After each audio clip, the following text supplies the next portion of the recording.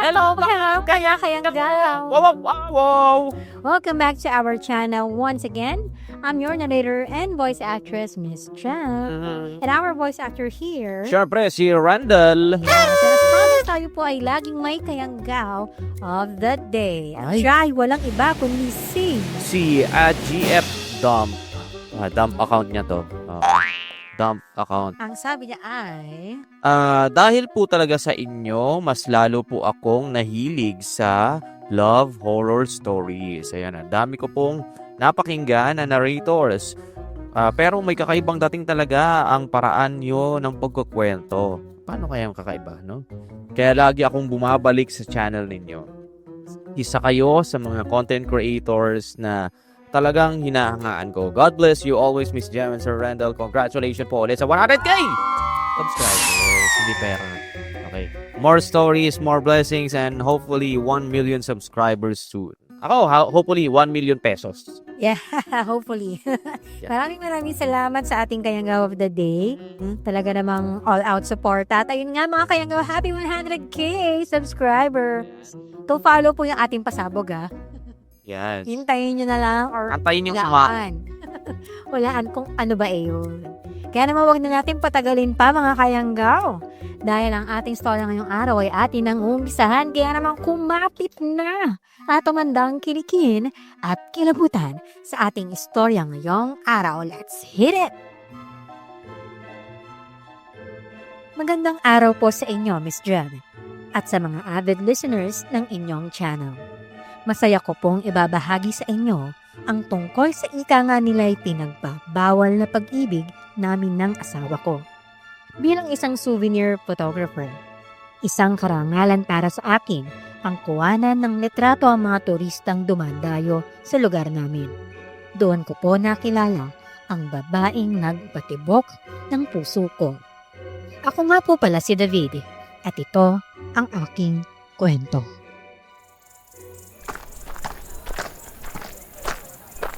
Ano? Kumusta na? Ito, ayos naman. Sunod-sunod yung kita. Laking tulong nito para sa maintenance ni Lola. Buti ka pa. Malaki yung kita mo. Ako kasi, medyo matuman eh. Talaga? Gusto mo, palit tayo. Mukhang konti lang din kasi yung tao sa may gawi doon eh. Talaga? Paano yung kikitain mo? Ano ka ba? Sapat na yung kinita ko kanina, no? Hindi ko naman kailangan ng sobrang laking kita ngayon. Ang importante, nagtutulungan tayo. Salamat Buti ka talang kaibigan. O na, sige na. Pumunta ka na ron. Baka mamaya magsialisan pa yung mga turista eh. Miss, hello. Magpapapicture po kayo. Ay, naku, hindi ako turista rito. Pasensya na po Pinapakain ko lang po yung mga kambing. Okay. Sige. Pasensya na po Ang totoo niyan, bagong lipat po ako dito. Nang isang araw lang kami nilipat. Nako. Ayos pala eh. Mukhang nag-i-enjoy ka nung nakita kita dito eh. Oo naman, no. Bukod kasi sa tahimik sa lugar nyo, ang ganda pa ng mga tanawin. Lalo na yung mga sunflowers na yun, no? Ngayon lang kasi ako nakakita ng ganyan sa buong buhay ko eh. Talaga? Gusto mo kuhaan kita ng litrato katabi yung mga bulaklak na yan? At naku, wala akong pambayad eh. Hindi. Libre na. Sige na. Parang pa-welcome ko na lang rin sa'yo. Talaga? Oo. Kaya lang nakakahiya naman. Pero sige na nga. Para kahit paano meron naman akong remembrance dito sa lugar na to. Oo, sige. Punta ka dun sa may gilid. Tapos mag-posing ka. Ikaw na bahala. Uy, grabe, ang ganda naman ito. Diba? Ang galing mo pala sa ganyan Ako, salamat. Alam mo, bata pa lang kasi ako. Ito na talagang gusto kong gawin. Uy, Ramon. Nandito ka pala. Hello miss. Ramon nga pala. Pangalan ko. Hi, ako naman si Mary. Ikaw ba? Anong pangalan mo? Oo nga pala. Ako, David naman. Ingat ka sa kaibigan ko Babaero yan. Ano ka ba? Customer natin yan, no? Ito nga pala yung litrato. Wow, grabe, ang ganda naman ito. Maraming salamat Walang anuman. O paano, mauna na ako Salamat ulit. Sandali, miss. Nahulog yung panyo mo. Ano ba naman yun? Nakarinig lang ng kaluskos ng mga puno. Malis ka agad. Kaya nga. Hayaan na lang natin. Baka meron siyang kailangan gawin. Nga pala. Kumusta racket natin? Tapos na ako. Mabuti pa siguro, buwi na tayo. Kaya nga eh. Dadaan pa ako ng palengke para bumili ng ulam eh. Teka. Sino ba yun? Turista daw ba yun? Hindi, sabi niya kakalipat lang daw niya dito eh. Kakalipot. Oh, bakit may problema ba? Wala naman. Nag-alala lang ako para sa kanya kasi di ba meron na namang natagpo ang bangkay sa ilog. Yung isang babae sumali sa pageant noon. Talaga? Gusto mo naman nabalitaan yan? Sa kapitbahay natin. Sabi pa nga nila, brutal daw yung pagkakapatay nung dun sa babae. Ngayon ko lang nabalitaan yan Hindi ka kasi lumalabas ng bahay. Halika na nga. Teka, paano itong panyo niya? Ako, hindi mo din maabutan. Sigurado nakalayo na yung si Mary ba yun? Oo, tara na nga.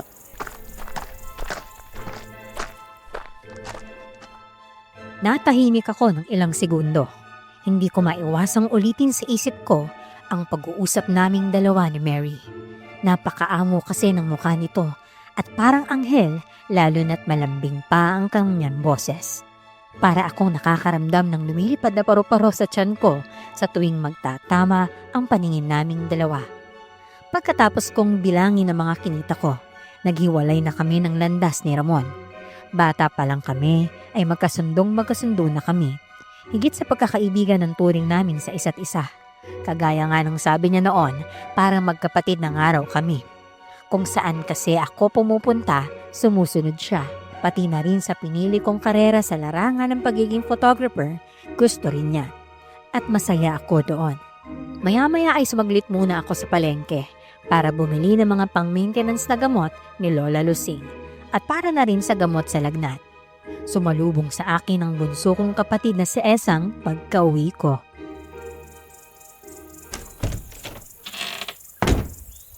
Kuya, ang aga mo kuya at umuwi. Nakakota na ang kuya mo eh. Nasaan nga pala si Lola? Andun po sa loob ng kwarto niya.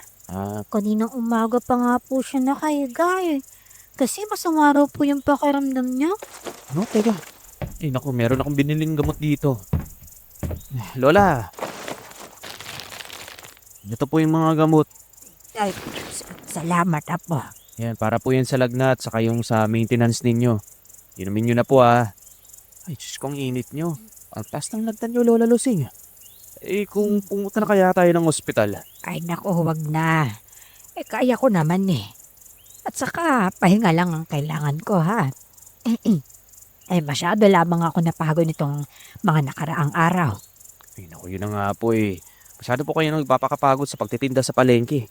Tapos kapag ka nagkasakit kayo, magpapahinga lang kayo ng konti tapos babalik na naman kayo sa pagtitinda. Ay, hayaan mo na ako, apo.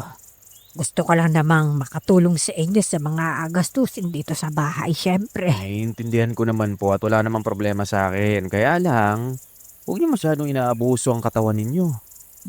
Siya, sige na.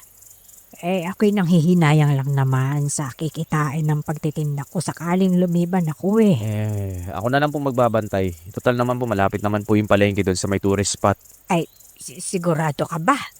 Abay, baka ikaw naman ang magkasakit niyan, apo. Ay nako, wag na po kayong mag-alala. Kayang-kaya ko po yun. Laki-laki ng muscles ko to. Kakasakit.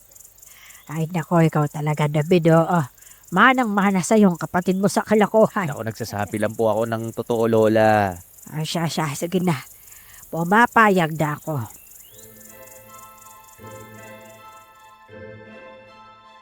Naging abala ako sa pag-asikaso kay Lola Lucing sa mga oras na yon. Siya na ang tumayo bilang magulang namin ni Esang mula nang bata pa kami. Binawian kasi ng buhay ang ama namin dahil sa aksidente, habang ang nanay naman namin ay nag-asawa na ng iba. Pero masaya kami kahit hindi buo ang pamilya namin. Sa mga araw na lumipas, mas napadalas ang pamamalagi ko sa palengke para bantayan ang tindahan ng mga karne ni Lola. Sa awa ng Diyos, nagagawa ko namang hatiin ang oras ko para isabay ang pagiging photographer. Pero gabi-gabi akong hindi makatulog kakaisip kay Mary. Maliit lang kasi itong lugar namin at napaka-imposibleng hindi mag-cruise muli ang landas naming dalawa.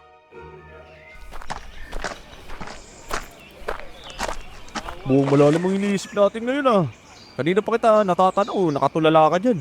Hindi naman. Nakita mo ba si Mary?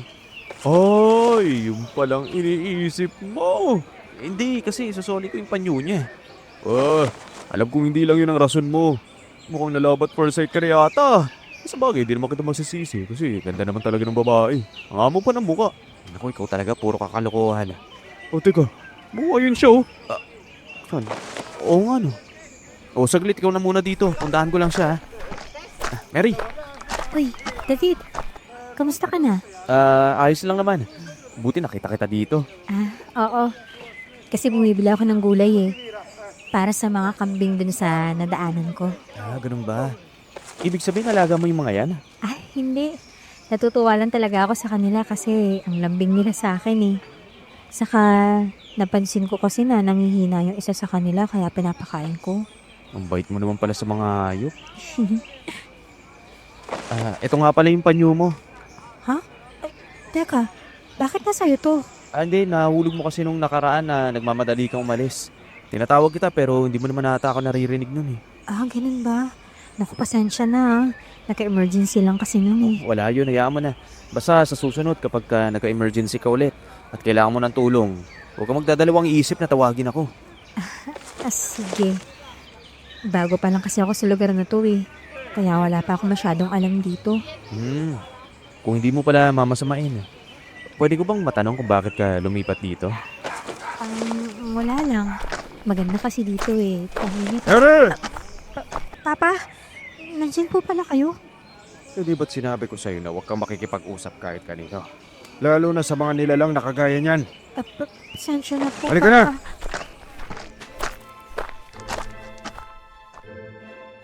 Bumalik na ako sa pwesto ko pagkaalis nila. Lumipas ang oras namin ni Ramon sa pakikipagkwentuhan sa isa't isa. Pagka-uwi ng bahay, tahimik akong pumasok sa kwarto para humiga sa kama. Pakiramdam ko, ang bigat ng pakiramdam ko. Nagsimula itong maramdaman ko nang tingnan ako ng masama ng papa ni Mary. Hindi ko na namalayang nahimbing na ako ng pagtulog. Hanggang sa naalimpungatan ako nang marinig ko ang boses ni Ramon. Kinakabahan itong lumapit sa akin pagkapasok sa kwarto. Bukod sa tumatagaktak ang pawis nito, namumutla rin ang labi ng kaibigan ko. Tinanong ko siya ng ilang beses pero hindi ito makapagsalita, kaya medyo nataranta ako.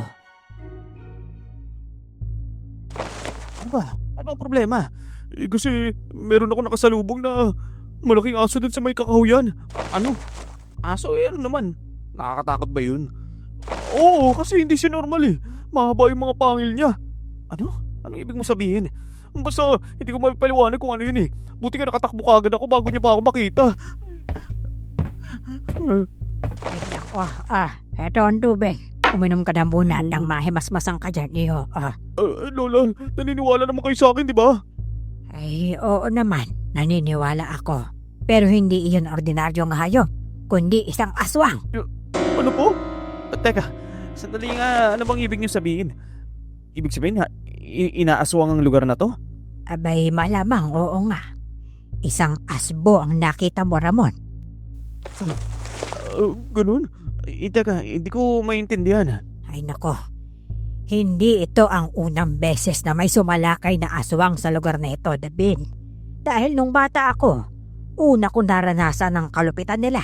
Mabuti na nga lang at may tumulong na albularyo noon para talunin sila eh. Pero bakit parang hindi po namin alam ang tungkol dito? Kaya nga po, Lola. Paano'y nagkasundo kami noon na ilihim na lang ang tungkol sa nakakatakot na karanasan namin noon sa mga aswang. Dahil kung kakalat ang kwento tungkol sa kanila, abay magiging mahina ang bilang ng mga turista at nadadayo rito. Kung gano'n, anong gagawin po natin? Kailangan nating maghanda. Kung maaari sana huwag na kayo magpaabot pa ng gabi sa lansangan. Ibig sabihin po ba, meron silang kinalaman sa pagkapatay ng mga babaeng sumasali sa pageant? Ay oo. Pero mangako kayo sa akin ha.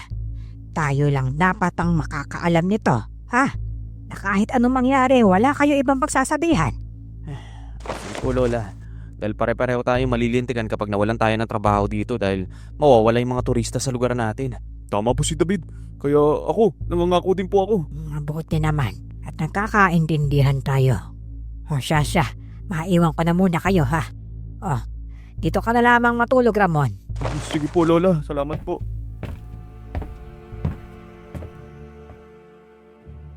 Tumagal pa ng halos kalahating oras ang pagkukwentuhan namin ni Ramon.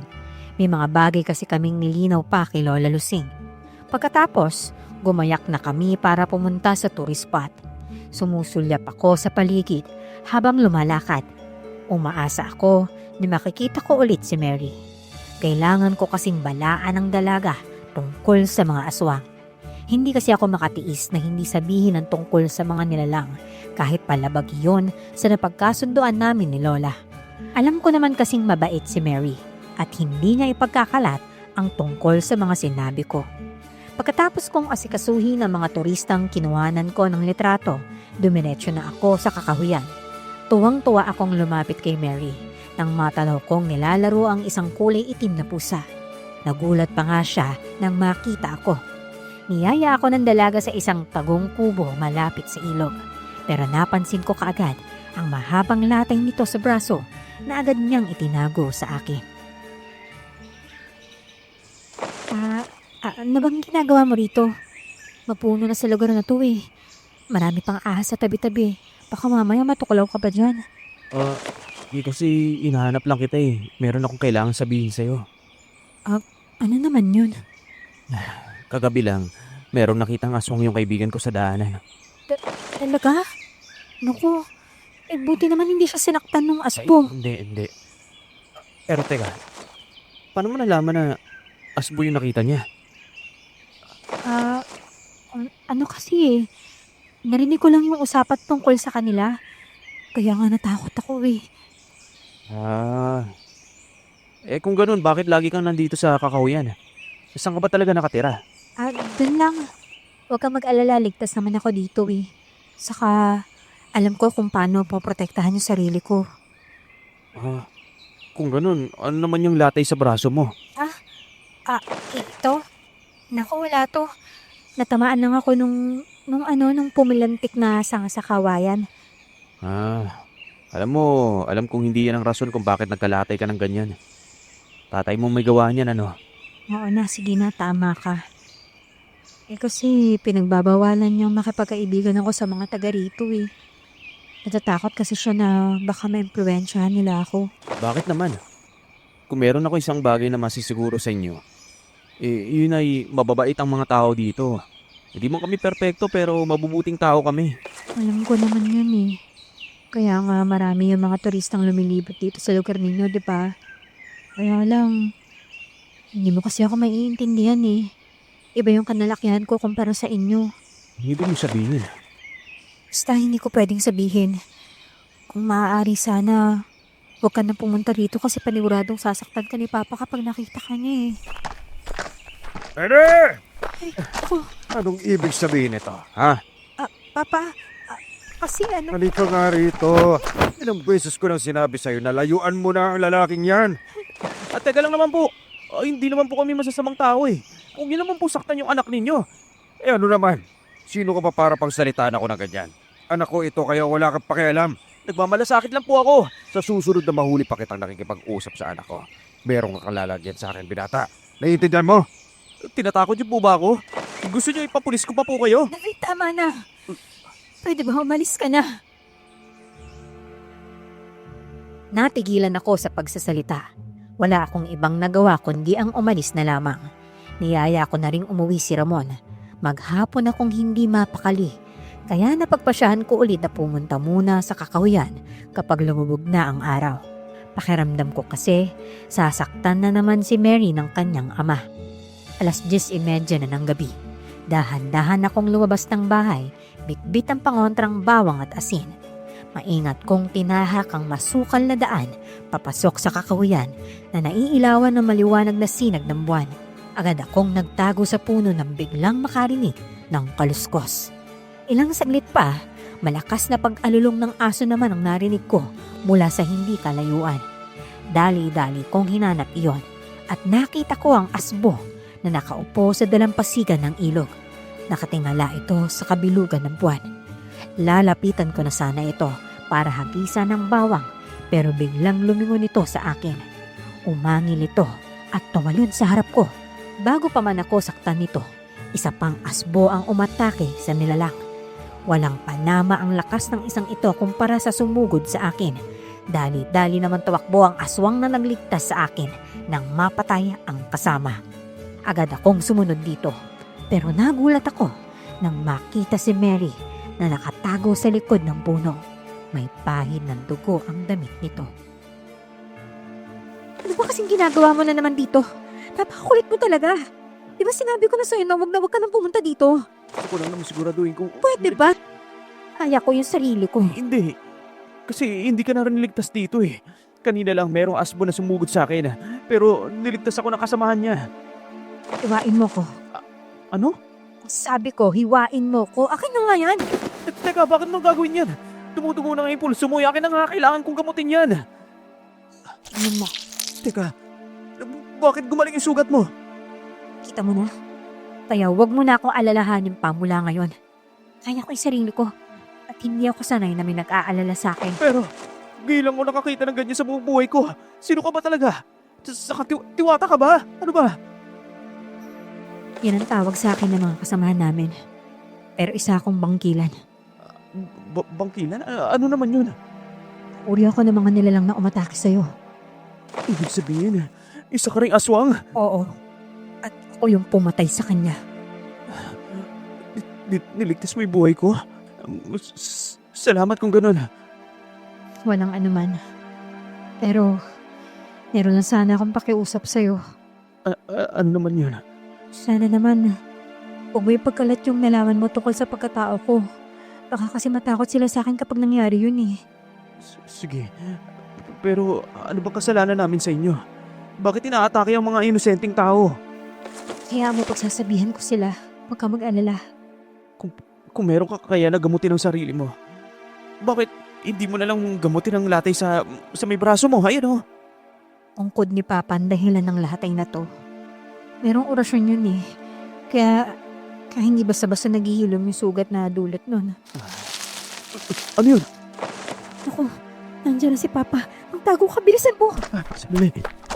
Bakit nasa labas ka pa na ganitong oras, Iya? At bakit pawis na pawis ka? Hinahanap ko lang po kasi kayo pa. Meron lang sana akong itatanong eh. Ano naman yon? Bakit po ba nambibiktima ng mga tao yung iilan sa mga kasamahan natin? Akala ko po ba nandito lang tayo para takutin Dahil sila? magugutom sila kung hindi nila gagawin yon. Pero kahit na po, pwede namang sa ibang lugar na lang ah. Kung pwede nga, wag na silang kumain ng mga Pwede tao ba? eh. Huwag mo nang pilitin ang nakasanayan nila. Dapat nga, ikaw ang unang sumusunod sa batas natin dahil anak kita. At ikaw ang susunod na mamumuno sa kanila. Kasi po, Ano yun? wala yun. Baka hayop lang po na naligaw. Sige po, pasensya na kung masaway po ako ha. Hayaan niyo po mula sa araw na to. Nakikinig na po ako sa inyo nang sa ganun. Hindi na po tayo nagtatalo pa. Dahan-dahan akong lumayo sa kinaroroonan ng mag-ama.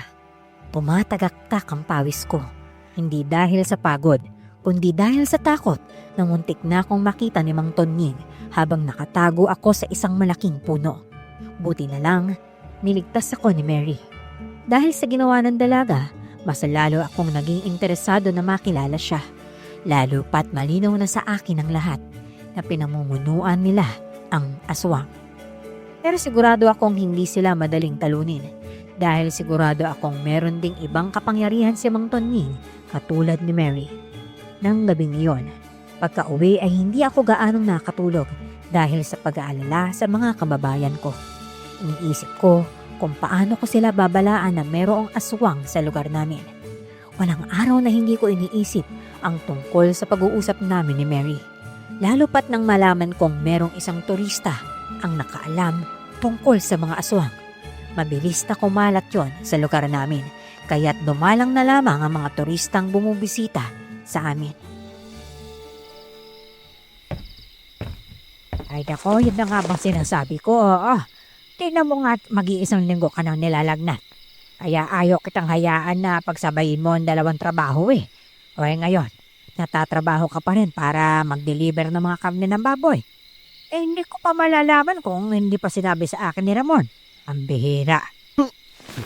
Pasensya na po, Lola. Kailangan ko kasing rumakit at tumumol ang mga nagiging customer natin eh. Kahit na. Sana naman naghihinay-hinay ka sa pagtatrabaho.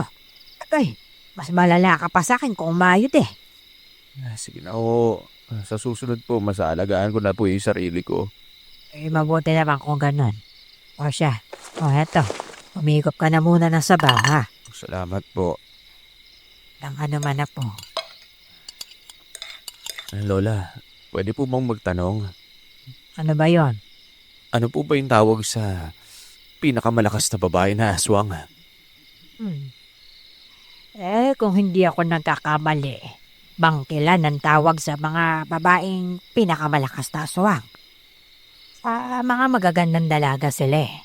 At merong kakayahang mangakit ng lalaki na susunod nilang bibiktimahin. Kung sa lalaki naman po, ano naman po yung tawag sa kanila? Ang sabi ni Lolo noon, Harimondon daw kung tawagin ng mga pinakamalakas na lalaking aswang. Yung dalawang uri ng aswang na nabanggit ko, ang tinuturing daw na hari at reyna ng mga aswang.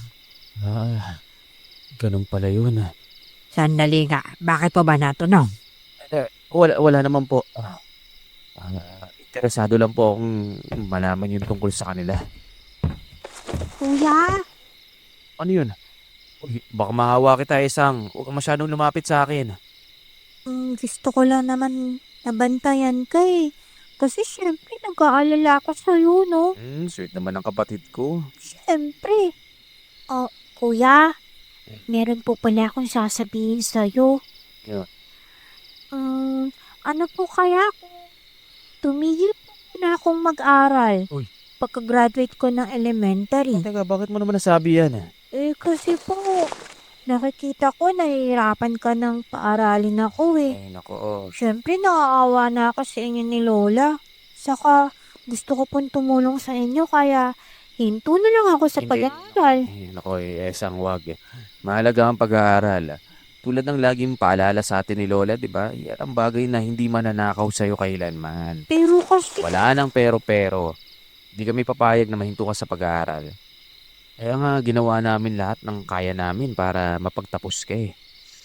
Oo, mahirap lang tayo, pero hindi ibig sabihin nun, hindi na tayo pwedeng mangarap na makapagtapos na pag-aaral. sige na nga po. Basta mangako ka sa akin ha, kahit anong mangyari, pagbubutihan mong pag-aaral mo, ha? Opo, kuya. Promise po. Syempre, hindi ko sasayangin yung paghihirap ninyo ni Lola. 3 araw pa akong nanatili sa loob ng bahay para magpagaling. Lagi akong binibisita ni Ramon para dalhan ng mga prutas. Pagkatapos nun, kahit paano ramdam kong nagiging maayos na ang pakiramdam ko. Hindi tulad ng mga nakaraang araw na hindi ako makatayo sa higaan. Isang umaga, bumisita si Mary para dalhan ako ng mga gulay at ng mga ginawa niyang halamang gamot na pwede kong inumin para mas mabilis ang paglakas ng resistensya ko. Halatang halata ang pag-aalala niya sa akin.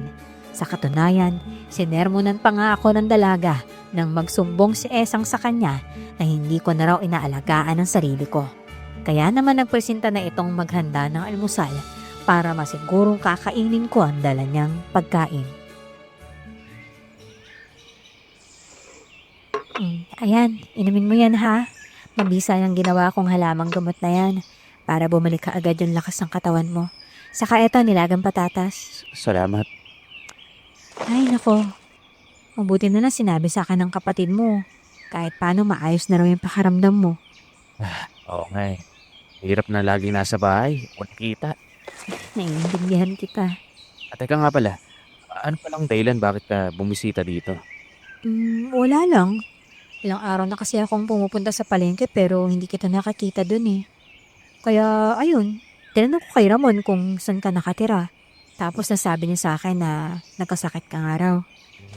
Oo. Darito ka pala ha. Lola, Opo, Lola. Binisita ko lang po yung apo nyo. Ay, ganun ba? Naku maraming salamat ha. Ay, sandali, kumain ka na ba ha? Kung hindi pa, paghahanda kita na almusal. Naku, hindi na po. Hindi rin naman po ako magtatagal dito eh. teka, sandali. Magkakilala po kayo? Oo, apo. Nung minsan kasi, lumapit siya sa akin para tanungin kung nasaan ka. Sakto naman naroon din si Ramon kaya sinabi niya sa akin na kaibigan niyo raw itong si Mary. Ayun. Ganun ba? Oo. Nung una nga akala ko'y turistang naliligaw laang itong kaibigan mo eh. Abay napakaganda. Matanong ko lang, ikaw ba iha nagmomodelo ka ba? Ay, hindi po Lola. Mahihain po ako para magganon. Subukan mo sa susunod. Naku sigurado akong malayo ang mararating mo sa industriya ng pagmomodelo. Bagay na bagay ka ron eh. Oo nga po, ate. Meron na rin po ba kayong boyfriend? Wala. Bakit mo naman natanong? Ang ganda niyo po kasi. Alam niyo po, tamang-tama, wala rin po kasi girlfriend si kuya. Kaya kung pwede, si kuya na lang po yung boyfriend mo. Lola, o tingnan mo si Esang. Uy, kulit mo ha. Ay nako, ikaw talagang bata ka. Oo. Ay, pasensya ka na sa apo ko makulit. Wala po yun, Lola. Etong kapatid ko kasi. Sorry Uy, mag-sorry ka nga Esang. Nakakaya ka naman oh. Auntie, sorry. Ito naman, nagpipiro lang ako eh. Masyado ka naman pikon. Ay nako, tama na nga yan. Halika iha. Sige na, sumabay ka ng kumain. Meron pa ritong puto. Binili ko kanina. Salamat po. Pero uwi na po kasi ako eh. Baka hinahanap na po ako sa bahay namin. Siya, sige. Ay, mag-iingat ka ha. Sige po. O paano, David? Alis na ako, magpagaling ka ha. Salamat ulit ha. Ito ka pala, Mary. Oo. Pauwi na rin ako. Ganun ba? Sige, ingat ka ha. Sige. Pare. Pare, musta naman? Ayun, kahit pa paano, kumikita pa rin naman sa racket natin. Buti naman kung ganun. Ayos. Mukhang malaki ang kita mo ha. Anong ayos dun? Kumikita nga ako pero hindi naman kita kasama. Medyo dumadami na naman kasi ulit yung mga turista kasi sumikat sa dyaryo yung tourist spot dito sa lugar natin. Talaga? Oo, pero kinakabahan pa rin ako kasi syempre hindi pa rin natin alam kung meron ba ulit tutulong sa atin para talunin yung buwisit na aswang na yun. Ay naku, pero kung sakaling wala, ano pang gagawin natin, Lola? Abay, syempre, kailangan natin kumilos. Siguro maganda. Rumonda tayo gabi-gabi no? Total, meron naman tayong buntot pagi at mga pangontra, di ba? Magandang ideya yan, apo. Ayun nga lang, kailangan natin pagplanuhan yan. Ako, tutulong po ako. Kung mahayaan natin to, naku, pare-pare tayo malilintikan. Tama. Sa ngayon, ikalma muna natin ang mga sarili natin. Nakakasundo naman na rin kami sa palengke kahit paano na magsabit sila ng mga pangontra sa mga bahay nila. Nang sa gayon iwasan na ng mga aswang na umatake sa kanila. Bukod doon, lagi rin silang may bigpit na pangontra kahit saan magpunta. Ano po kaya kung gumawa rin tayo ng souvenir pero pangontra sa mga aswang? Yun ang nakalagay, tapos ibenta natin. Ay naku, magandang ideya yan, Oo Ramon. nga, tama Ramon.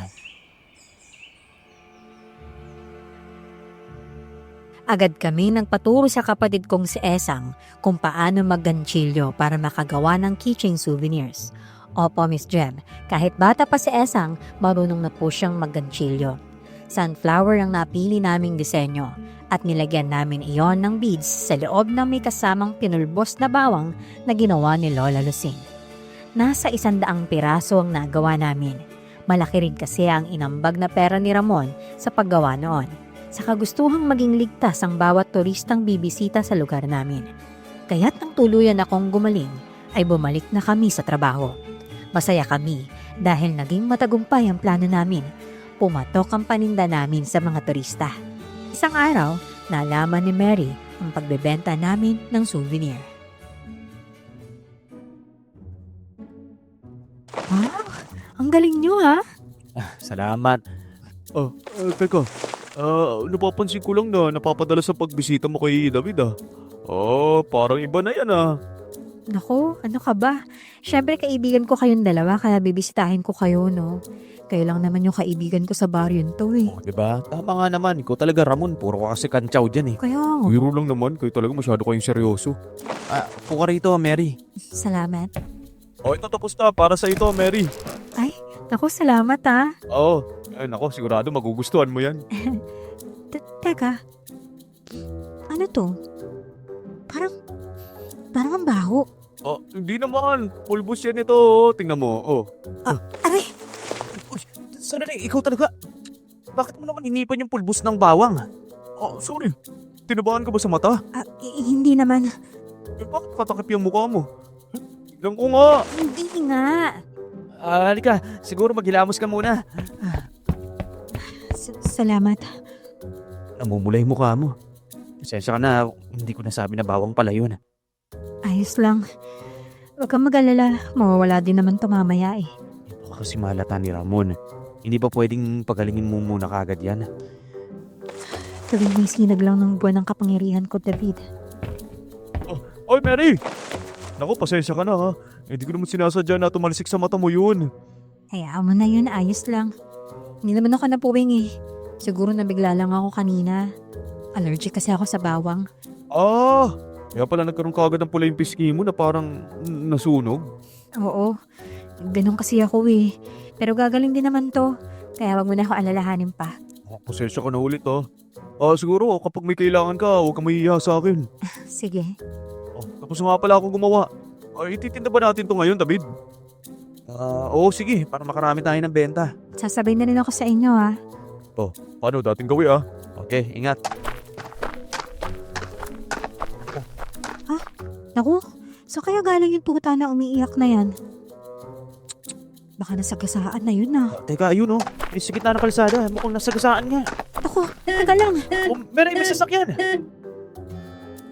Kumaripas ako ng takbo papalapit kay Mary. Nang makita ang paparating na sasakyan, agad kong tinulak sa gilid ng kalsada ang dalaga. Natumba kami pareho. Tumama ang tingin namin sa isa't isa habang nakayakap ako sa kanya. Parang huminto ang mundo ko sa mga oras na yon. Imbis na matakot, mas lalong tumapang ang loob ko para protektahan si Mary. Nag-aalala siyang tumayo at saka dali-dali akong kinamusta. Hindi na namin pinansin pa ang mga taong nagkakagulo malapit sa amin. Sa halip, dumiretso na kami sa bahay para magamot nito ang sugat ko sa siko at tuhod. Ramdam na ramdam ko ang pag-aalala ni Mary habang ginagamot ang mga galos ko. Naku, pasensya na ha. Munti ka pa tuloy mapahamak ng dahil sa akin. Hindi ko naman din kasi napansin na meron palang paparating na sasakyan eh. Huwag mong isipin yun. Ang importante, ligtas ka. At yung tuta. Ay naku, salamat naman. Pero alam kong hindi sapat yung pasasalamat dahil sa ginawa mong pagliligtas sa akin. Anong ibig mo sabihin? Basta, gusto kong bumawi sa'yo. Para magawa ko yun. Pangangako ako yung pagtatanggol ko yung pamilya mo sa mga kauri namin sakaling isa man sa inyo yung malagay sa peligro. Sigurado ka? Oo naman. Di ba gusto ng papa mo na sumunod ka lang sa utos niya? Saka kung hindi ako nagkakamali, ikaw ang susunod sa pamilya mo na magiging pinuno ng mga aswang. Sa kasamang palad, oo. Pero wala naman kasi akong balak na kumampi sa kanila lalo na masasama sila eh. Teka nga, di ba mga kalahi mo sila? Pero ngayon lang ako nakakita na aswang na ayaw kumampi sa mga kalahi nila. Oo, kalahi ko nga sila pero samang masama yung loob ko sa kanila dahil pati yung ibang mga iniingatan kong kambing pinapatay ni Papa. Ano? Bakit naman daw? Alam mo kasi, kung mabait ako sa hayop kabaligtaran nun si Papa, wala siyang awa at handa siyang gawin ng lahat para lang masunod yung gusto niya. Sabi kasi niya, wala na akong ibang inatupag kundi yung mga yun eh. Kahit pa alam niyang malapit na sa akin yung mga hayop na yun, kinain niya pa rin. Kung ganun, anong plano mong gawin? Sa ngayon ang naiisip ko, babantayan ko muna yung bawat kilos ni Papa. Mabuti mo kung ganun. Dito ka muna ha. Kailangan mo magpahinga at sariwa pa yung mga sugat mo. Alis ka? Saan ka naman pupunta? Meron ka ring sugat ah. Ay nako, wag mo na akong alalahanin. Hindi naman to masyadong malala eh. Mas malala kaya yung mga sugat mo. O siya, babalik ako ha. Oh, santo, ano bang nangyari sa'yo, iho?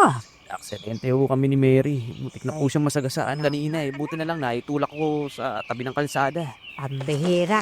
At sino naman ang siraulong may gawa noon? Ang bihira naman. Pakakaskasero namang magmaneho. Huwag magalit. Sige na. Kami rin naman po yung may kasalanan. Hindi kasi napansin ni Mary na meron pa parating na sasakyan sa kagustuhan niya iligtas yung tuta sa gitna ng kalsada. Ay, ganun ba? Ay, nako. Buti na lang at nagtas kayong dalawa. Kaya nga po eh.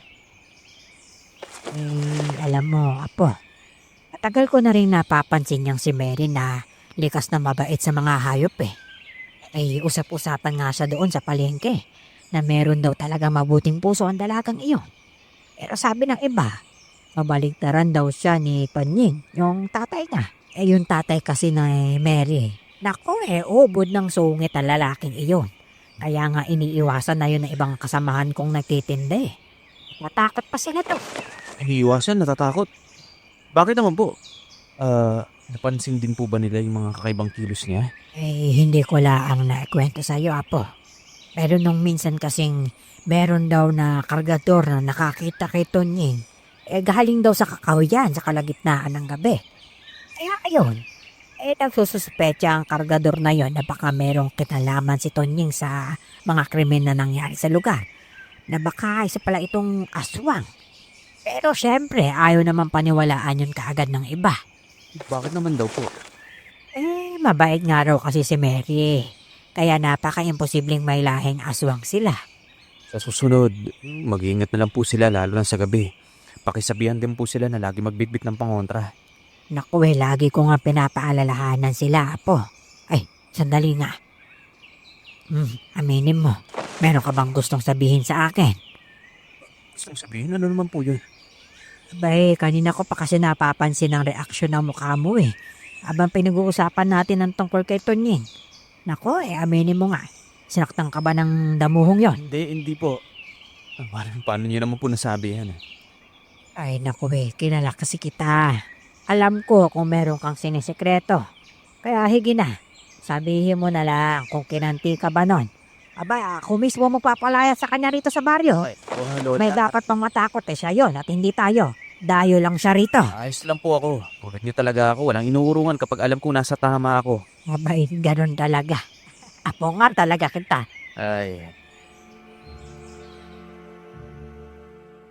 Buong maghapon kaming magkasama ni Lola Lusing. Hindi na kasi siya tumuloy sa pagtitinda sa kagustuhan na bantayan ako. Sa mga lumipas na araw, mas napadalas ang pagbisita ni Mary sa amin. Palagi itong may dalang pasalubong kay Esang, kaya't hindi na nakapagtataka na mabilis nitong nakasundo ang kapatid kong makulit. Dahil doon, mas nahulog pa ang loob ko sa kanya. Isang gabi, pumunta sa amin ang ama ni Ramon dahil hindi pa raw ito umuwi mula pa kanina. Kaya naman sa pag-aalala ko, lumabas ako para hanapin ang kaibigan ko. Pumunta ako kung saan kami rumarakit bilang photographer. Wala nang tao sa lugar dahil halos 10:30 na rin ng gabi. Maingat akong lumakad papasok sa kakahuyan. Habang tinatanglawan ng flashlight ang bawat dinaraanan ko, bigla kong natanaw si Mang Tonying na papalapit sa akin. Masama ang tingin niya sa akin. Anong ginagawa mo rito?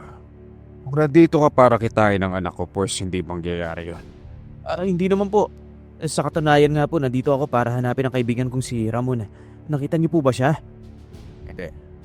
Pero huwag kang umasa na makikita mo pa siya. Bakit naman po? Dahil panigurado nila paano yun ang mga aswang tulad ng mga natatagpo ang biktima. Grabe naman ho kayo kung makapagsalita. Sana lang ho, hindi dumating ang araw na mangyari sa inyo yung mga sinasabi niyong yan. Ako, iho. Nakakasiguro ako na hindi mangyayari yun sa akin kailanman. Bakit? Mukhang tama ho yata yung paratang sa inyo na aswang kayo, no? Paano ko sabihin ko sa iyo kung oo? Lalayuan mo ba ang anak ko? Mukhang hindi ko po yata kayang gawin ang gusto niyo mangyari. Dahil matalik na kaibigan ko po si Mary. Ganon. Matigas din ang ulo mo, ha? Pors, eto sa'yo!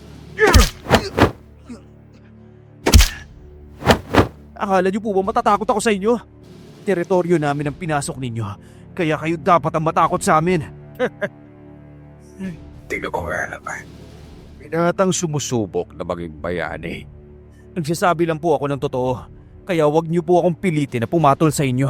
Dahil baka magkalimutan tayo na ama kayo ng kaibigan ko. Pwede pumatol ka. Tama na po. Bakit inaawat mo ako? Itong kaibigan mo naman ang nagsimula ng pagtatalo namin, ha? Alam niyo ang totoo, kaya wag na ho kayong magsinungaling pa. Hinahanap ko lang dito ang kaibigan ko. At bakit mo dito hanapin ang tarantadong yon? Bakit kailangan parang galit na galit kayo sa kanya? Hindi ako galit. Ang totoo niyan, galit na galit ako. Alam kung bakit? Dahil nalaman ko siya pala ang pasimuno ng pagbebenta niyo ng mga pangotra.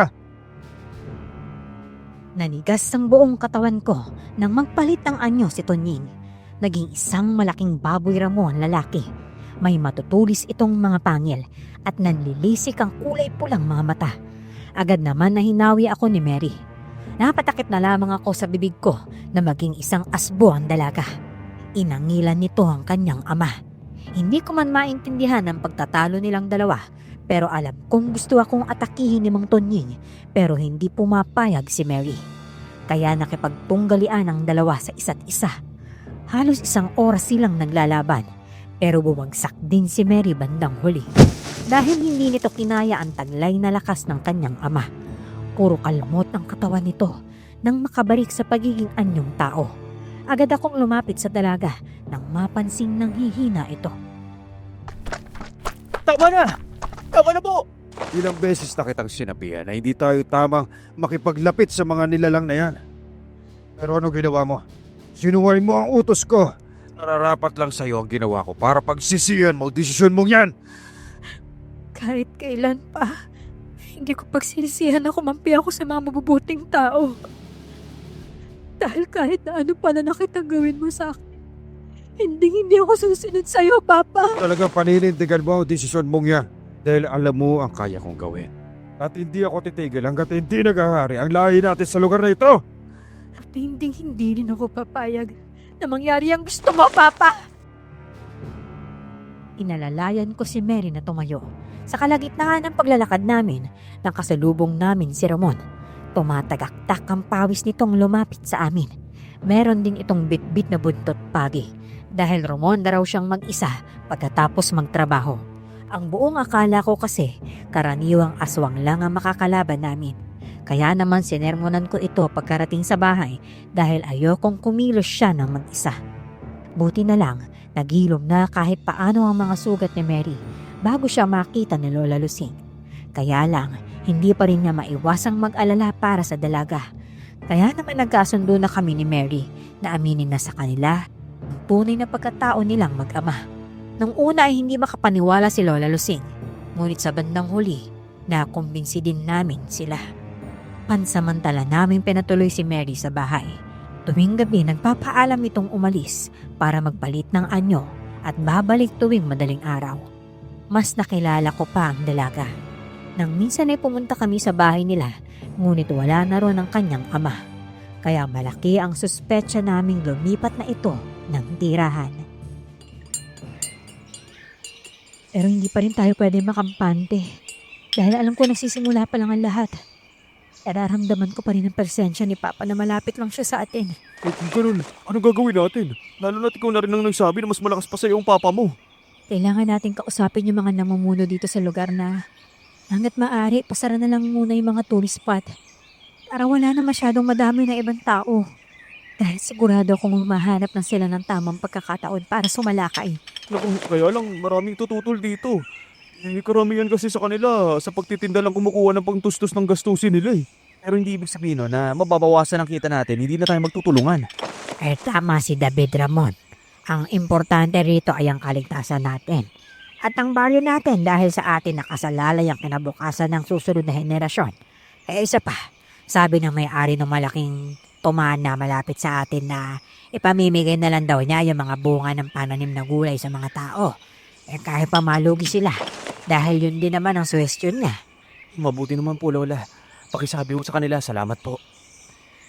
Maganda po yung planong naiisip ninyo ni David, Lola. Kaya lang, bukod po doon, kailangan din po natin silang turuan kung paano protektahan yung mga sarili nila. Lalo na po yung mga pamilya nila sakaling sakalakayin sila ng mga aswang. Oh, hige. Isa ngayon kakausapin ko muna sila, kapitan, na ipasara muna ang lugar natin, ha? Sabagay, tama po kayo. Kailangan natin mas mag-ingat. Gagawa ako ng maraming pinulbos na bawang para ipamigay sa mga tao. Lola, kung hindi nyo humamasamain, albularya ho ba kayo? Ay, bakit mo naman na itanong yan, iha? Kasi nakakapagtaka ho na marami kayong kaalaman sa paggawa ng mga pangontra sa aswang eh. Ang alam ko ho kasi, Albularya lang ho yung may kakayahang gumawa ng ganyan. Ayan, totoo niyan albularya nga talaga ako. Matagal ko nga lang inilihim iyon kahit sa mga apo ko. Bakit naman ho? O kayo nga po, Lola. Ano naman pong rason bakit yung ginawa yun? Ay, abay, syempre. Natakot akong baka mangyari ulit ang pagsalakay ng mga aswang. At ay ayokong malagay sa peligro ang buhay ng mga apo ko. Pero ngayon, napagtanto kong dapat hindi ko sayangin ang kakayahan na ipinagkaloob sa akin. Salamat po sa pagprotekta niyo sa amin, Lola. Pero wag po kayong mag-isip na masyado. Kaya na po namin proteksyonan ang sarili namin. Huwag din po kayong mag-alala dahil tutulong po ako sa inyo na talunin po yung mga aswang hanggang sa huling hininga ko, Lola. Ay naku, maraming salamat, Iha. Teka, kung ganun, di pwede palang ipatanggal natin kay Lola Lusing yung pagiging aswang mo, Mary. Ay naku, kung pwede nga lang Pero, imposible kasi yung gusto mong mangyari. Bakit naman? Purong dugong aswang kasi nananalaytay sa akin kaya habang buhay kong bibitbitin ang sumpang to. Hayaan mo, Iha, huwag kang mag-alala. Nandito lang kami para sa'yo, ha? Ay, handa kaming tanggapin ka maging ano ka man. Dahil mabuting aswang ka naman At hanga ako sa katapangan mo dahil mas pinipili mong pumanig sa tama kaysa panigan ng masasamang kalahi mo. Kaya nga. Kaya maraming salamat talaga kasi ang laki ng naitulong mo sa amin. Kaya ngayon, mas nalinawan na kami kung ano talagang uri ng aswang yung makakalaban namin. Kaya lang, nakakatakot pa rin Pero sa totoo niyan, wala naman tayong dapat ikatakot, Ramon. Handa akong harapin siya maging sa dulo man ng buhay ko, no? Kahit kailan, di ako kailanman matatakot sa mga katulad niya. Pagkatapos mag-usap, dumiretso na kami ni Mary sa palengke para buksan ng tindahan. Maraming nakasarang pwesto dahil wala namang masyadong tao, kaya hindi rin kami nagtagal doon. Pagka-uwi namin, nadatnan naming nagpupulbos ng bawang si Lola, kaya agad akong tumulong. Samantalang si Mary naman ay lumayo na muna sa amin. Pumunta ito sa likod bahay para pakainin ang mga alaga naming manok. Sa mga lumipas na linggo, abala kami sa pagpaplano kung ano ang mga susunod naming hakbang para maprotektahan ng maayos ang buong baryo. Mas naging madalas kaming magkasama ni Mary. Napansin kong mas lalo pang bumabait ang pakikitungo sa amin ng dalaga. Hindi man siya perpektong tao, pero busilak naman talaga ang puso niya. Dahil nang minsan, walang pagdadalawang isip nitong tinulungan ng isang tao na lumapit sa amin para umutang ng gulay habang binabantayan ang pwesto sa palengke. Bait mo talaga, no? Ano ka ba? Wala yun, no?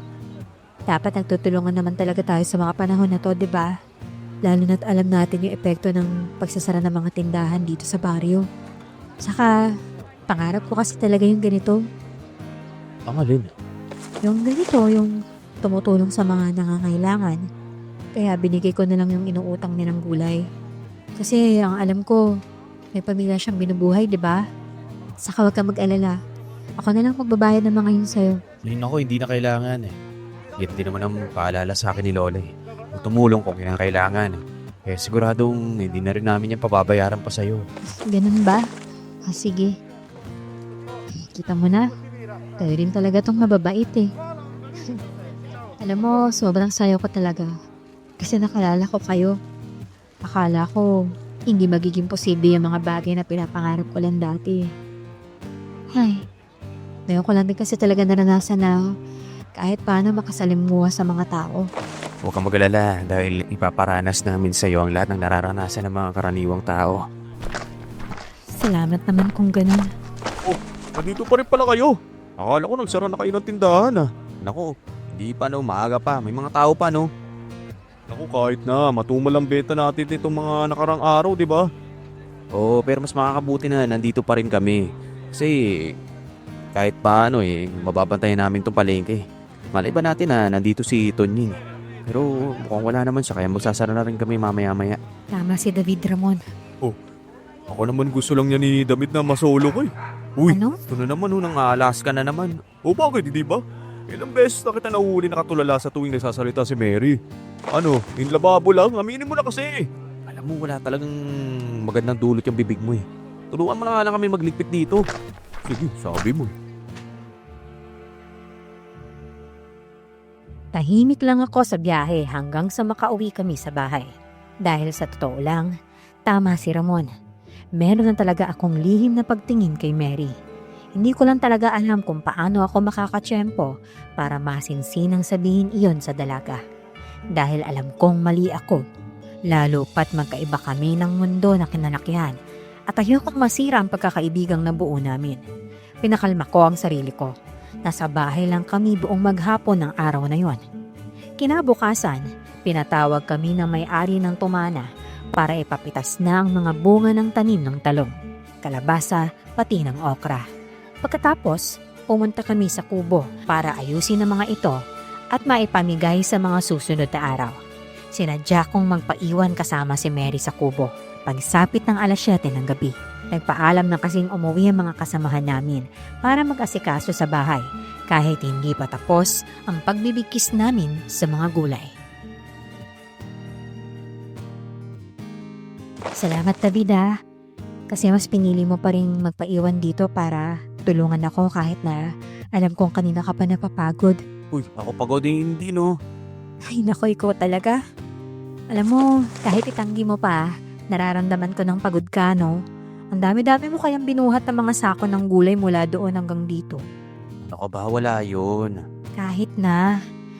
Pero alam mo, pwede ka naman kasing sumabay sa kanila para makapagpahinga ka na talaga eh.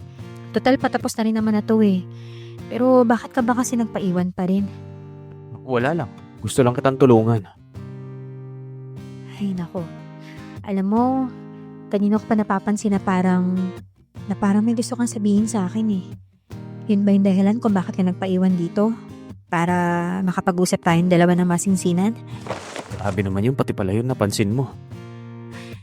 Halata naman kasi. Iba kasi yung tingin mo sa akin mula pa kanina eh. Kaya kung ano man yung gusto mong sabihin, sige na, sabihin mo na. Huwag ka nang mahiya.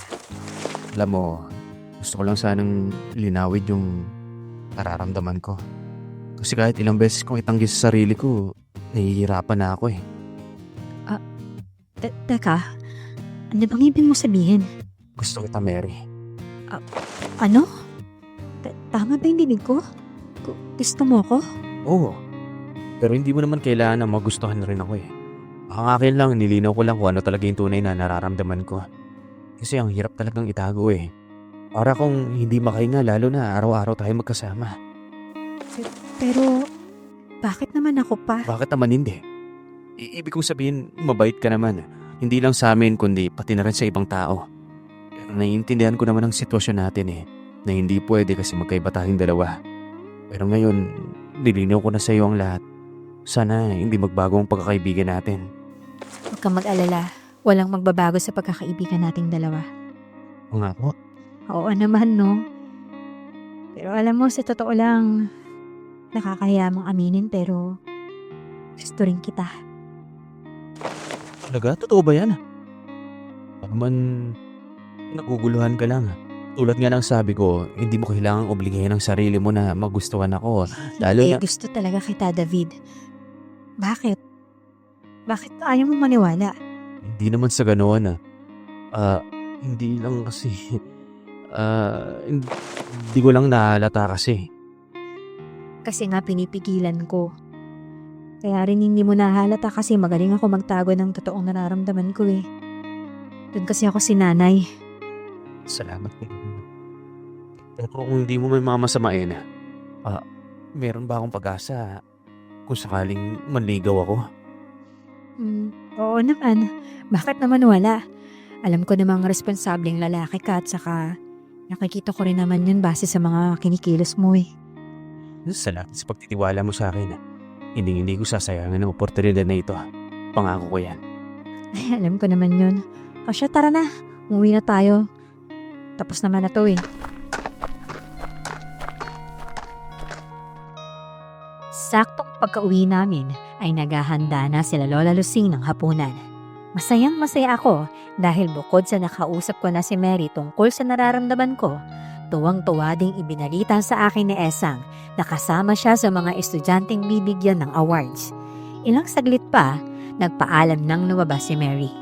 Pero imbis na matulog, pinili kong magganchilo ako ng malalaking bulaklak para sa pangusod ng buhok ng magandang dalaga. Kaya nakaramdam ako ng kilig nang makita ang nakakatawang reaksyon ni Mary matapos kong iabot sa kanya ang ginawa ko. Sa mga lumipas na araw, lagi ko nakikitang suot-suot niya yon. Isang umaga, nakita ni Esang ang love letter na ginawa ko para kay Mary. Ito ay tungkol sa kung gaano ko siya kamahal at kung gaano ko iniingatan ang namumuong pagsasama naming dalawa. Anak, kaya ka pala mas naging sweet ka kay Ate Mary ha? Kasi niligawan mo na pala siya, kuya. Uy, talagang to. Uy, Esang. Totoo ba talaga yan, Esang? Naku, akin na nga, tingnan ko nga. Aba. Ikaw talaga ha, hindi ka man lang nagsasabi sa abi ni Esang. Tama po yun. Nililigawan ko nga po si Mary. Aba, talaga nga naman, binata ka ng talaga. Basta wag kang gagaya sa ama mo ha. Siguraduhin mong mamahalin mo yang si Mary. Sakaling kayo nga ang magkatuluyan sa huli. Oo naman po, Lola. Pero alam ko namang hindi mo tutularan ng damuho mong ama dahil ako naman ang nagpalaki sa'yo. Alam kong malayong malayo ka sa kanya. At gusto kong sabihin sa'yo na proud ako sa kung anumang magiging desisyon mo sa buhay. Salamat po, Lola. Ay nako, Alam mo, kuya, hindi na ako magtataka kung magiging girlfriend mo talaga yan si Ate Mary. Kasi ako na mismo magpapatunay na karapat-dapat ka para sa kanya, no? Saka, alam mo ba, nung minsan na ikaw yung pinag-uusapan namin, sabi niya, sobrang nababaitan daw siya sa'yo. At saka, ikaw lang daw yung lalaking nakilala niya na sobrang marespeto. ay nako, ikaw talaga Esang. Napakatabil din ang dila mo ano. Hindi naman po, Lola. Sasabi lang naman po ng totoo yung napakaganda yung apo eh. Kaya kailan, no? Gaya ng kailan? Mag-aaral ka muna, Esang. Bata ka pa para sa ganyan. Siyempre naman po, piniro lang. Nagagalit ka naman kaagad dyan. Siyempre, no. Alam mo naman, prinsesa kita. Kaya dapat lang dumating ang araw na merong manliligaw sa'yo. Kailangan dumaan muna sa butas ng karayom para pumasa sa akin. Butas ng karayom. Grabe naman yun, kuya. Oo, ganun talaga. Para masiguro kung hindi ka sasaktan ng lalaking yun, no. Kaya kailangan namin kilalanin ng mabuti ni Lola Lucing. Ay nako, tama ang kuya mo. Siyempre, hindi kami papayag na saktan ka lamang ng kung sino. Kayo po talaga. Ang sweet-sweet niyo po talaga. Kaya love na love ko po kayo eh. Payakap nga po ko sa inyo. Buong maghapon kaming puro tawanan at kantsawan sa isa't isa. Sa mga lumipas na araw, wala naman ng mga nambibiktima, kaya kahit paano'y kampante kami. Buong akala namin, tagumpay ang pagronda namin tuwing gabi, pero nagkakamali pala kami. Dahil kalaunan, dumami ang mga nabibiktima ng mga aswang sa mga sumunod na gabi. Kaya naman napagdesisyonan namin magbahay-bahay para mabigyan ng karagdagang pangontra ang mga tao. Pero kahit na anong gawin namin, meron pa rin mga natatagpo ang patay. Isang hapon, humahagulgol si Ramon na pumunta sa bahay namin. Bakit? Anong nangyari? Kasi sa tatay, siya kakauwi ang ngayon namin. Ano? Isang araw pa kasi siya umalis, pero daw siya ayusin sa mga dokumento tungkol sa lupa eh. Sabi niya, araw daw siya babalik pero wala pa rin siya. Huminahon ka na muna, Ramon, ha? Biktima ng sirwaso tulad ng iba. Hindi pwede wala sa tatay. Ay, ganito, Ramon. Hanggat wala pa tayo nakikitang bangkay na, siguradong buhay pa ang tatay mo. Tama si Lola, Ramon. Saka isa pa, meron naman siyang dalang pangontra sa aswang, di ba? Pero nagbitbit siya na putot pagi. Ayun naman pala eh. Malay mo, pauwi na rin yung tatay mo. Naalala po kasi ako kasi kanina ko pa po tinatawagan yung cellphone niya eh. Hindi siya sumasagot. Pero nagre-ring naman po. Hindi kayo nawala ng signal? Kaya lang sabi nagre-ring eh. Pero sana ligtas siya. Hindi ko na alam eh. O teka, uy, sino yan? May tumatawag oh. Si tatay! Teka, sasagutin ko na po ah! Ay nako, yun talagang batang yun, oo. Kahit kailan napaka-nervyoso, ano? Ay, kahilig kasi uminom ng kape. Nga po eh. Nakauwi na raw si tatay. Ay, Doon lang daw siya nagpalipas sa gabi kasi mahaba yung pila. Uwi na po ako ah. Maraming salamat po sa inyo at pasensya na rin po. o siya, sige, mag-iingat ka ha. Sa susunod, siguraduhin mo muna ang isang bagay bago ka gumawa ng konklusyon at magdrama. Ay, atakihin ako ng alta presyon sa yung bata ka eh. O siya, maiwan ko na muna kayong dalawa dyan ha at iidlip labang ako. Para naman mas malakas ako sa pagronda mamayang gabi. Sige po, Lola. Sige lang. Oo, ayos lang ako. Parang lalim ng iniisip mo. Wala. Parang bumigat lang kasi yung pakiramdam ko eh. Meron bang masakit sa'yo? Wala naman. Basta parang nag-iba lang yung kabog ng dibdib ko. Parang kinutuban ako ng masama. Ano yun? Hindi, wala. Tumulos lang sa kamay ko yung baso. Naku, ayos ka lang? Oo. Sandali, dadakutin ko lang itong mga bubog ha. Huwag kang pumunta dito ha. Masugatan ka pa. Sige. Pupunta lang ako muna sa kwarto ko ha. Huwag mo na ako alalahanin. Baka dahil to sa kape na nainom ko kanina. Nahihilig na rin kasi ako sa purong kape nitong mga nakaraan eh. Pumasok na rin ako sa kwarto ko pagkatapos kong linisin ang mga bubog sa sahig. Hindi ko naman inaasahang mahihimbing ako ng tulog pagkahiga ko. Maya-maya ay ginising ako ni Esang para ipaalam sa akin na kailangan na muli naming rumonda bandang 9:00 ng gabi. Tulad ng nakasanayan, maingat kong tinahak ang masukal na daan papasok sa kakahuyan. Maliwanag na rin ang sinag ng buwan, pero hindi ako nakaramdam ng kahit na anong takot.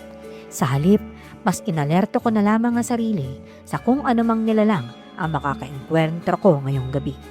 Hanggang sa maya-maya pa'y nakarinig na ako ng kaluskos mula sa hindi kalayuan. Kaya lakas loob akong lumapit doon at nagulat ako nang makita si Ramon na nakatago sa likod ng malaking sanga ng puno. Nanginginig ang buong katawan nito at tumatagaktak ang malalaking butil ng pawis. Agad itong yumakap sa akin nang makita niya ako. Tulungan mo ako! Bakit anong nangyari sa'yo? Si tatay naging niya. Kumalma ka muna. Diyos mo si tatay. Naalbot niya ako. Sandali, paano nangyari yun? Teka, ano bang meron dito? Sandali nga. Hinatakan ka ba ng aswang? Nasaan na yun? Oo daw, naging aswang yung tatay niya kanina. At yun ang umatake sa kanya. Ano? Ay, sabi ko na nga ba eh. Pero ibig sabihin yung kutob ko kanina. Ano naman magiging aswang ng isang tao ng basta-basta lang? Siguradong merong kinalaman si Papa dito. Dahil ang laway niya lang ang may kakayahang makagawa nun. Teka, naguguluhan ako. Kapag napahiran ng laway ng isang harimondo ng isang tao, magiging aswang din siya. Tangan na natin patayin si tatay. Ang alam ko, meron pa namang ibang paraan para matanggal yung pagiging aswang ng tatay mo eh. Kung ano man yun, yun ang kailangan natin itanong sa lola mo, David. Dahil siya lang ang makakaalam nun. Halika na, tumatakbo yung oras. Kailangan natin ipaliwanag to sa kanya dahil baka mapatay niya pa yung tatay mo kung sakali. Dali-dali kaming tumakbo para hanapin si Lola Lusing. Pero bigla kaming napahinto ng dalawang asbo ang humarang sa daraanan namin. Umatras na lamang kaming dalawa ni Ramon nang biglang magpalit ng anyo si Mary. Walang kahirap-hirap nitong pinatumba ang mga nilalang. Pero biglang sumulpot si Mang Tonying mula sa kung saan. Sarkastiko itong lumapit sa amin ng walang pag-aalinlangan. Umangin naman si Mary sa tabi namin, senyales ng pagkagalit sa kanyang ama. Mga mahihinang nilalang! Ano? Hindi pa rin ba kayo maniniwala sa akin na kahit anong gawin ninyo? At kahit na magsama-sama pa kayo para talunin ako, hindi kayo magtatagumpay. Hindi pa nagsisimula ang lahat, pero matagal ka ng talo, Tonying. Anong ibig mong sabihin, Totoy? Kayo nga itong natataranta sa kung ano o paano ninyo poprotektahan ang lugar na to mula sa amin. Alam ko naman na alam mo sa sarili mo na matagal ka ng talo. At bakit? Dahil mismo ang sarili mong anak ay tinakwil ka na bilang ama. Kaya ngayon, ako naman ang babalik sa'yo ng mga sinabi mo. Na kahit ano man ang gawin mo, hindi mo kami masisindak. Kaya kung merong mang talunan dito, ikaw yun! Ka talaga! Kaya nga pati tatay mo tinamay mo, demonyo ka! Katulad mo rin kasi pakilamero at tatay mo, Ramon. Siguro mapapabagsak yun na lang ako ng basta-basta. Pasalamat nga kayo. At hindi ko pa siya pinapatay kahit kayang-kaya ko na gawin yon. Pagsisihan mo ang ginawa mo. Ang dami mong inosenteng taong pinatay para sa kagustuhan mong kapangyarihan dito sa lugar namin. At kahit kailan, hindi ka namin mapapatawad. Humanda ka sa amin. Abayo lalo na para sa mga masasamang tulad mo. Dahil hindi ako papayag na alipustahin mo ang mga tao rito. Pumanda kayo. Mapapalaban tayo. Kasabay ng pagsaboy ni Lola Lusing ng pinulbos na bawang, ang pagpapalit ng anyon, Tonying. Naging isang mabangis na baboy Ramon lalaki. Dali-dali itong sumugod kay Lola Lusing pero pinigilan nito ni Mary. Lumapit sa amin si Lola habang nagtutunggali ang mag-ama. Inabot niya sa amin ang 2 batya ng pinulbos na bawang na may kasamang asin. Panandalian kaming nag-uusap bago pumunta sa kanya-kanyang pwesto para palibutan ng 2. Maingat naming hinagisan ng mabisang pangontra ang baboy Ramo. Sinuguro naming hindi matatamaan ng pangontra si Mary. Kaya lang maliksi pa rin si Tonying kahit na nagtutulungan na kaming 3 para talunin ito. Sa kalagitnaan ng pakikipaglaban, isang asbo ang sumulpot. Tumalon ito palapit sa mag-ama.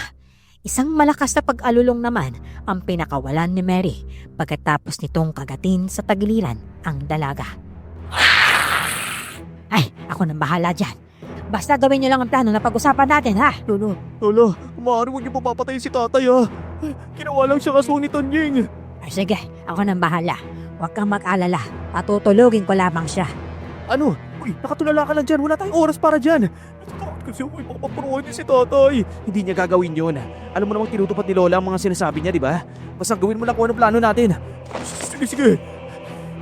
Napapansin ko nahihina si Tonying kapag sa mata siya tinatamaan ng pulbos. Doon natin siya matatamaan. Sige. Naging madali para sa amin na isagawa ang plano nang matagumpay na makuha ni Lola Lusing ang atensyon ng isa pang asbo na kakampi ni Tonying. Hindi alintana sa amin ang pagod na nararamdaman lalo pat nang mapansin naming puro sugat na ang katawan ni Mary. Mula sa pagiging maliksi, unti-unting nanghina ang baboy Ramo hanggang sa tuluyan na itong bumagsak sa lupa nang mapuruhan ni Mary ng kalmot sa batok ito. Ilang saglit pa, bumalik ang 2 sa pagiging anyong tao. Hindi na kami lumapit pa kay Tonying matapos kaming pagbawalan ni Lola Lusing. Sa halip, siya na mismo ang gumawa noon para budburan ng pulbos ang muka ng lalaki. Agad namang nalapnos ang balat ni Tonying. Pagkatapos, inaga niya ang ulo nito. Pinagtulungan naming buhatin ang katawan ng tatay ni Ramon pauwi sa bahay. Habang si Lola Lusing naman ay inalalayan si Mary na ngayon ay nanghihiwa ang katawan dahil sa mga natamong sugat nito. Pero nagpaiwan ng dalaga sa labas ng bahay para pagalingin ang sugat sa tulong ng sinag ng buwan. Kaya naman ibinaling na muna namin ang atensyon sa pagtulong kay Lola Lusing na tanggalin ang pagiging aswang ng tatay ni Ramon. Malma ka na ha, mabuti na ang kalagayan niya. Maya-maya lamang ay magigising na rin ang tatay mo. Maraming salamat po talaga sa inyo, Lola at David. Isa na sa aming 2 ni tatay ang napahamak kundi dahil sa tulong po ninyo. Walang anuman. At maraming salamat din sa inyo. Napakalaki na naitulong mo sa amin. Tulad ng lagi namin paalala sa'yo, dapat makinig ka sa aming mabuti ha. Opo, pasensya na kung makulit ako minsan Huwag mo nang alalahanin yon. Ang importante, marami tayong natutunan. Natalo na po ba natin sila? Oo, iho. Bakit? May napansin ka ba bang problema? Hindi, nag-aalala lang po kasi ako dahil baka bumalik na naman ang mga uri nila pagkatapos ng ilang taon. Hari ng mga aswang mismong napatay natin, Ramon. Kaya sigurado ako mabuti ng sitwasyon ng lugar natin ngayon. Tama siya. Kaya huwag mo nang alalahanin pa ang tungkol doon, ha? Oh Mary, kamusta naman yung katawan mo? Huwag kang mag-alala dahil ayos naman na ako. Magaling na rin yung mga sugat ko. Di naman kung ganun. Kayo, ayos lang ba kayo? Oo, ayos lang ako. At di naman din masyadong malalim yung mga galos namin kanina Alika rito, iha. Ligtas na po tayo, Lola. Wala nang aswang ang magtatangkang sumako pa sa lugar ninyo. Oo nga eh. At dahil iyon sa tulong mo. Kung hindi rin dahil sa kabaitang taglay mo, hindi natin makakamit ang hostisyang para sa mga taong naging biktima nila. Kaya nga, ang lakas pa naman ni Mang Tonying. Akala ko talaga nung una, simpleng aswang lang yung mga makakalaban natin. Rumuronda akong mag-isa. Pero hindi na pa talaga mabubuhay si Mang Tonying. Ito naman, paulit-ulit naman to. Pasensya na. Gusto ko na talaga masigurado kasi grabe talaga yung takot na dinulot sa akin ng mga aswang. Naiintindihan kita, Ramon. Ganyan din yung nararamdaman ng mga tao dito sa baryo eh. Pero ako na mismo magsasabi sa inyo na malaya ng baryon mula sa mga aswang. Hindi na mabubuhay pa si Papa dahil kinuha ko na to. Ano to? Olin? Ang galing naman, sobrang kintab na ito ah. Mutya ang tawag dito.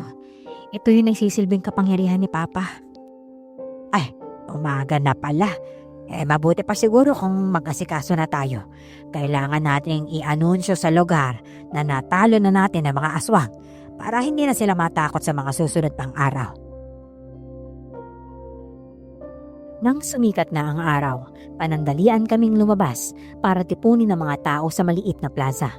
Masayang masaya ang lahat matapos naming i-anunsyo ang magandang balita.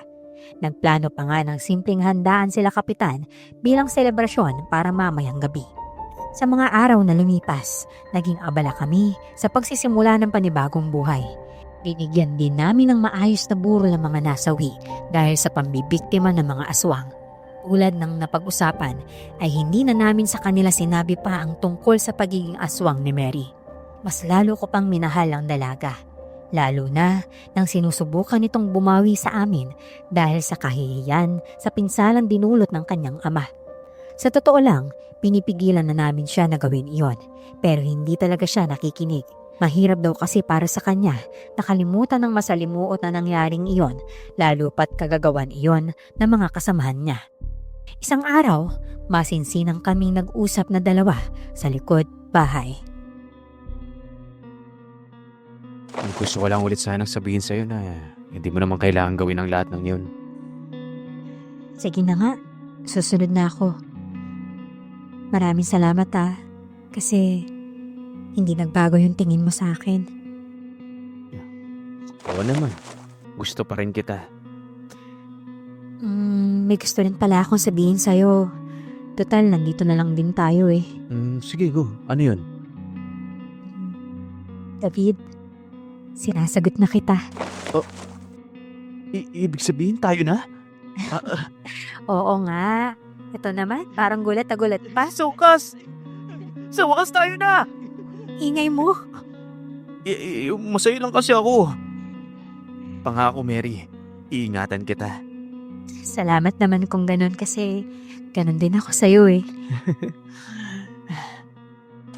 Lola, dali. Meron akong nasagad na chismis to, no? Magjowa na si Kuya saka si Ate Mary. Ay naku, ikaw talagang bata ka. Kanina pa kita hinahanap nariyang ka lang pala. Naku, napakachismosa mo. Kanina ka pa ba riyan? Ngayon lang po. Tapos sakto narinig ko na si Kuya na saka si Ate Mary. Totoo po yun, Lola. Kami na po ni Mary. Aba, ay nakakatawa naman pala kung ganun. Naway alagaan ninyong maigi ang relasyon ninyo, ha? Opo, Lola. Ibig sabihin, meron na talaga kayong label, no? Anong label ninyo? Label 1? Ako talaga, Esang. Doon ka na nga. Puro kalokohan. Ako na yata ang pinakamasayang lalaki para sa araw na yon. Sa mga lumipas na buwan, tinupad ko kay Mary ang pangako kong iingatan at aalagaan ko siya. Hindi naging hadlang sa relasyon namin ang pagiging aswang niya. Mahal na mahal ko pa rin siya kahit pa parang nasa magkabilang panig ang mundo namin. Dahil sa tuwing matutulog ako sa gabi ay siya namang paglabas niya para magbago ng anyo. Kahit pa ganon, ni isang beses ay hindi ito ng biktima ng mga tao. Hindi nagtagal, pinakasalan ko na rin siya. Pero hindi sa simbahan. Iba ang ginawa naming seremonya para maprotektahan si Mary sa maaaring makasakit sa kanya. Hindi nagtagal, Miss Jem, ay binayaan din kami ng isang anak at napagdesisyonan naming ipatanggal kay Lola Lucing ang pagiging aswang nito para makapamuhay ng mas mapayapa. Hanggang dito na lamang po ang aking kwento, Miss Jem. Maraming salamat. Muli, ako po si David at ito ang aking kwento. At iyon na nga ang kwento ni David at ni Mary.